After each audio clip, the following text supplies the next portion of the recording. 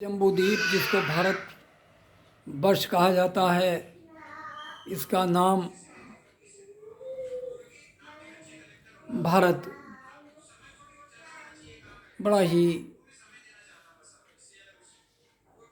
उत्साहपूर्वक रखा गया।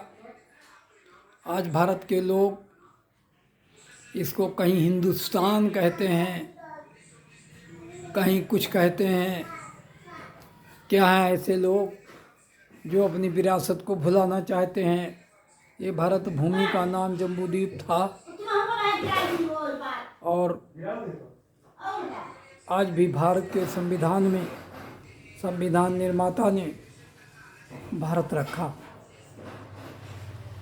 और इंडिया शब्द भी है, लेकिन भारत देश में जो संविधान है वो पूर्णतया भारत की पुरानी संस्कृति को दिखाता है। लेकिन आज के पॉलिटिशियन उस संस्कृति को बदल करके और काल्पनिक संस्कृति रामा कृष्णा तथा अन्य नामों से संबोधित करना चाहते हैं और शो करना चाहते हैं। ऐसे लोगों के हाथ में बागडोर है जो भारत की रियलिटी को स्वीकार न कर बुद्ध को बाहर जाकर के तो बताते हैं मैं बुद्ध के देश से आया हूँ, लेकिन बुद्ध के 5 शीलों को स्वीकार नहीं करते। आज भारत में बुद्ध के 5 शीलों को स्वीकार न करने वाले कौन लोग हो सकते हैं? पहले तो समझें भारत के 5 शील क्या हैं, बुद्ध के 5 शील क्या हैं। पहला शील है पाणातिपाता वीरमणि सिक्खापदं समाधि। मैं तन मन किसी भी तरीके से किसी प्राणी की हत्या नहीं करूँगा और न साजिश करूँगा, इसका निष्कर्ष है। दूसरा दिन न दाना वीरमणि सिक्खापदं समाधियाँ, बिना दिए किसी की वस्तु नहीं लूँगा और न लेने की सलाह दूँगा। और तीसरा कामेश मिच्छाचारा वीरमणि सिक्खापदं समाधियामि, मैं किसी की बेटी बहू किसी नारी को अपनी माँ बहन की तरह देखूँगा, अपनी पत्नी के अतिरिक्त जितनी नारियाँ उनको माता बहन की तरह देखूँगा। चौथा मुसावादा, झूठ नहीं बोलूँगा, चुगली नहीं करूँगा, नरगल बकवास नहीं करूँगा। 5वां कच्ची पक्की शराब तथा नशीली चीज़ें नहीं करूँगा, नहीं प्रयोग करूँगा। क्यों नहीं करूँगा?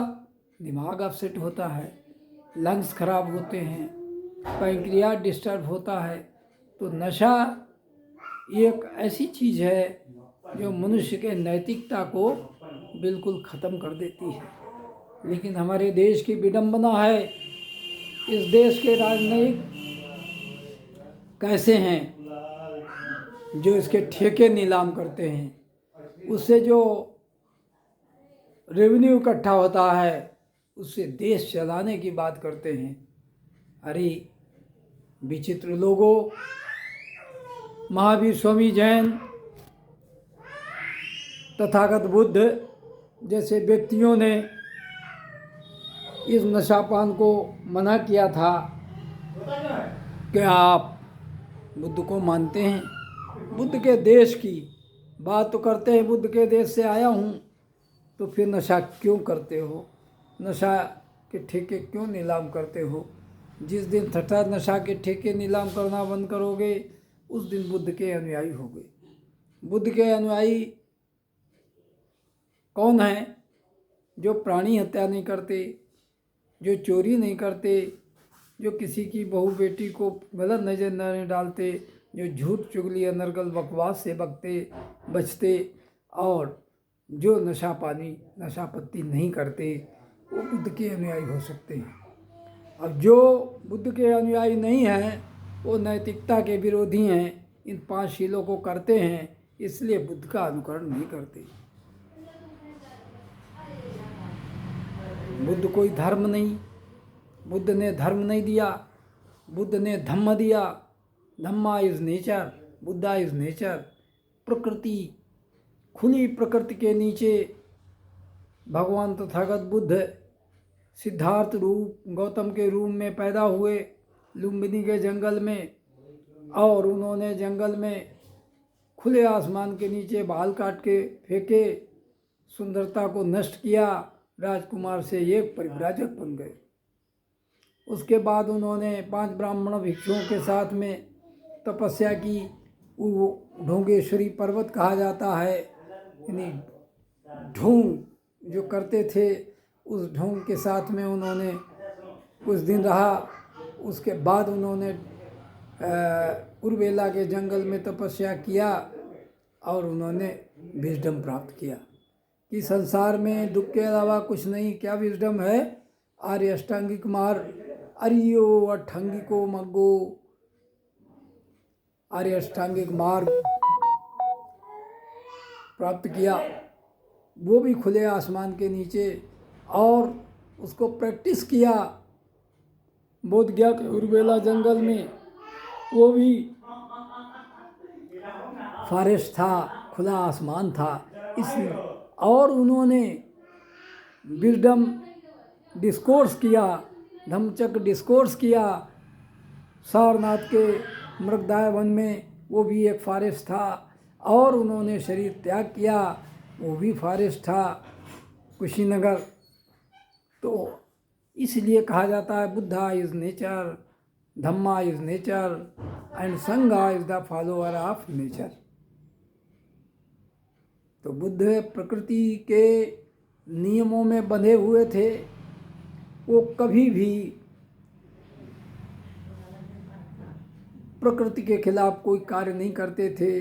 अब देखिए जैसे सूरज है, क्या देखता है ये ब्राह्मण हैं, शूद्र हैं या भिक्षु हैं, वो सभी को रोशनी देता है, ऊर्जा देता है, और मीठे फलों को भी पकाता है, और जहरीले फल जैसे गांजा, तंबाकू, भांग आदि को भी पकाता है।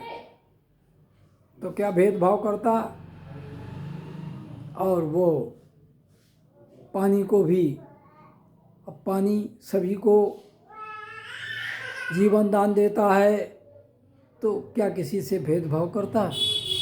ऑक्सीजन किसी से भेदभाव करती? इसलिए प्रिय उपासकों एवं फेसबुक के फॉलोअर्स, आपको हम ये बड़ा कीमती समय निकाल कर भोजन उपरांत बैठ गया, आपको ये संदेश दे रहा हूँ कि आप बुद्ध के धम्म पर चलिए, प्रैक्टिस कीजिए। एक जीवन जीने की कला है और संसार को प्रगति के रास्ते पे ले जाइए, यही बुद्ध के सिद्धांत है। आज हमारे देश के अंदर भारत को हिंदुस्तान कहा जाता है। अरे ये कैसे इसी संकुचित विचारधारा में आप जी रहे हैं? हिंदू, मुसलमान, सिख, ईसाई, बौद्ध, जैन, पारसी, दीज आर द संप्रदाय। लेकिन जो बुद्ध की आर्ट है Vipassana, how to live friendly among the hostiles, हम चोरों के बीच कैसे अचौर होके रहें, हम दंगाइयों के बीच कैसे शांतिपूर्ण रहें, हम अय्याशों के बीच कैसे ब्रह्मचर्य होके रहें, ये बुद्ध का धम्म सिखाता है। धर्म नहीं सिखाता, धम्म सिखाता है। प्रकृति के बंधे हुए कानून के अंतर्गत जो नियम है उनको सिखाता है।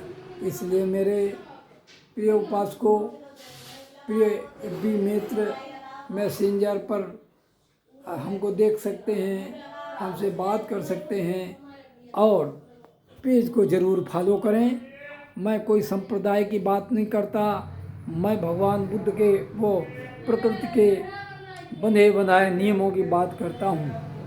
आज आप देखिए वेनरेबल सत्यनारायण गोयनका, जो दुनिया के करोड़पति व्यक्तियों में थे, बढ़िया वर्ग में जन्म लेकर विश्व के कई देशों में उनके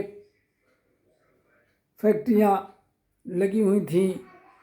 उनको भी जब शारीरिक आपदा आई तो उन्होंने वर्मा में वेनरेबल उबा खिन्न जी से ध्यान साधना सीखा और उनसे प्रॉमिस किया कि मैं विश्व में बुद्ध की विद्या को फैलाऊंगा जिससे कि सारे लोग सुखी होंगे। एक मॉडर्न वेनरेबल गोयनका जी कितने अच्छे थे।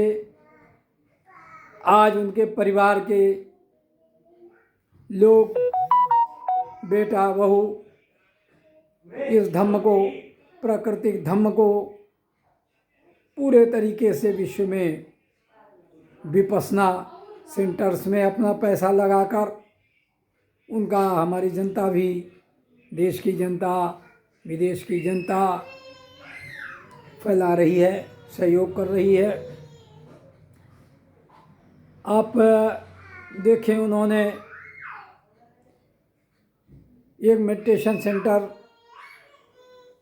महाराष्ट्र में इगतपुरी नाम के स्थान पे बनवाया जो विश्व में चर्चित है। उसमें 8-10 हज़ार लोग एक साथ विपस्सना करते हैं। तथा थाईलैंड में 1 लाख के करीब एक मेडिटेशन सेंटर है बैंकॉक से करीब 300 किलोमीटर दूर, जहाँ मैंने भी देखा कि उसमें 1 लाख लोगों को अंडरग्राउंड बैठने की जगह है जहाँ विपस्सना करते हैं। कितना है वो रमणीक, कितने हैं वहाँ के लोग अच्छे, गोयनका जी को फॉलो करते हैं कि बुद्ध के धम्म को उन्होंने नेचुरल धम्मा को फैलाने की कोशिश की और स्वयं भी उन्होंने अपना पूरा जीवन लगाया। आश्रावस्ती में भी उनका विपस्सना सेंटर है, आज कानपुर में भी है, लखनऊ में भी है, हर जगह विपस्सना सेंटर बनते जा रहे हैं। इसलिए हम लोग चाहते हैं कि आप लोग बुद्ध के शीलों को पालन करें। ये समझ लें, आप लोग ये समझते हैं भाई उम्र मेरी 80 है लगभग है, तो रुक जाता हूँ बीच बीच में। आप ये समझते हैं कि शरीर जला दिया जाता है, लेकिन इस बॉडी के 4 चीज़ें अंदर हैं, पृथ्वी, वायु, ताप और जल। आप चौंक जाएंगे, आप आकाश को भी कहेंगे, लेकिन आकाश अलग चीज़ है, आयतन है। आकाश अनंत आयतन हो सकता है उसको तथागत बुद्ध ने बताया। विज्ञान अनंत आयतन, आकाश अनंत आयतन और नैव संज्ञा संज्ञान आयतन। विज्ञान आयतन क्या है? आँख से विज्ञान निकलता है, विज्ञान निकलता है, रूप टकराता है। आप देखते हैं बड़ी सुंदर महिला है, बड़ी सुंदर नारी है, और बड़ा गुणा भाग करते हैं, अरे कितनी अच्छी आँखें हैं, कितना गोरा शरीर है, अरे युवा है, तो अटैचमेंट करता है, और बूढ़ी है, काली है, तो उसे द्वेष करता है। तो मेरे प्रिय उपासकों, ये देखो, इस 3.5 हाथ की काया के अंदर हड्डियों का ढांचा और 32 गंदगियों से परिपूर्ण ये शरीर है। जिस दिन आप ये जान जाएंगे उस दिन देख लेंगे इस संसार में कुछ भी नहीं है। इसलिए सभी मेरे भाई बंधु हैं, जितने समय तक हम संसार में रहते हैं, कुशल कम्मा आपके अंदर होगा, मेमोरी सेल में पड़ा रहेगा, और अकुशल कम्मा होगा वो भी मेमोरी सेल में रहेगा। कुशल अकुशल कर्म का फल होगा कि आपका कहाँ बर्थ होता है। ये चारों जब बॉडी जलाई जाती, चारों के मैग्नेटिक वेव्स, पृथ्वी, वायु, ताप और जल के मैग्नेटिक वेव्स बनती हैं, और वो जब इंटरकोर्स आदमी करता है, स्पर्म माँ के ओवरी में जाता तो उससे वो खींच लेता है। वो स्पर्म भी मैग्नेटिक और मैग्नेटिक वेव्स कांटेक्ट हो जाता है, उससे वो सरवाइव करता है। ये मैंने प्रैक्टिकली मन के अंदर सर्च किया। ये तथागत बुद्ध की थ्योरी है, ये तथागत बुद्ध का प्रैक्टिकल है।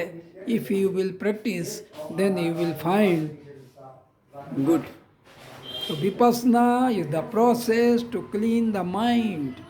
If you will clean the mind, you will certainly attain nibbana. Nibbanang paramang sukham. Sadhu, sadhu, sadhu, sadhu. दुख पत्ता च नि दुखा वह पत्ता च निपया शोक पत्ता च निशोका हो सबे पिपाणि नो यत्तावता च मे संपतं पुण्य संपदं सबे देवा अनुमोदन्तु सब संपत्ति सिद्धिया दानं ददं सद्धाय शीलं रक्षन्तु सर्वदा भावना भरता होन्तु गच्छन्तु देवतागता सबे बुद्धा बलपत्ता पच्चे कानं चयं बलं अरहंतानं तेजेन रखो वनामि सब सो आयु आरोग्य संपत्ति सख संपत्ति मेव च अतो निब्बान संपत्ति।